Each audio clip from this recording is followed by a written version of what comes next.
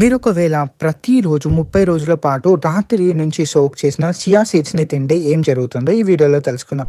నార్మల్‌గా మీరు స్టార్ట్ చేసేటప్పుడు డైలీ 1-2 టేబుల్ స్పూన్స్‌ని ఓవర్స్ నైట్ సోక్ చేయడానికి పెట్టుకుంటారు చియా సీడ్స్‌కి. కానీ మార్నింగ్ లేచేసరికి ఇది మొత్తం జెల్లీ లాగా అనిపిస్తుంది. వియర్డ్ టెక్స్చర్ ఉంటుంది. కానీ తాగాలి అని అనుకుంటున్నారు కాబట్టి తాగుతారు.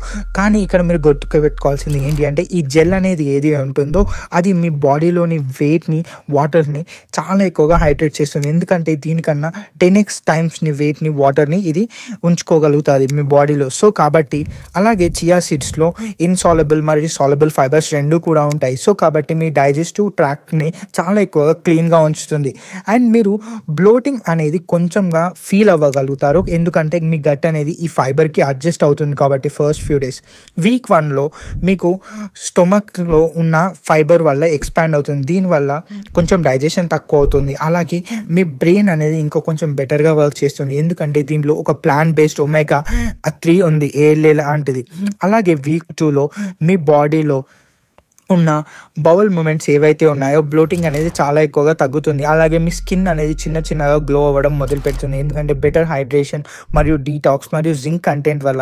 వీక్ 3లో మీ కొలెస్ట్రాల్ అనేది కూడా చాలా ఎక్కువగా వర్క్ అవుతుంది.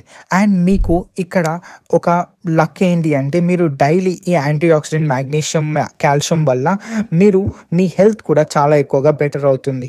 అండ్ ఇది మీకు వీక్ 4కి వచ్చేసరికి అన్నీ కూడా కాంపౌండ్ అవుతాయి. మీకు కన్సిస్టెంట్‌గా ఎనర్జీ అండ్ మూడ్ ఉంటుంది.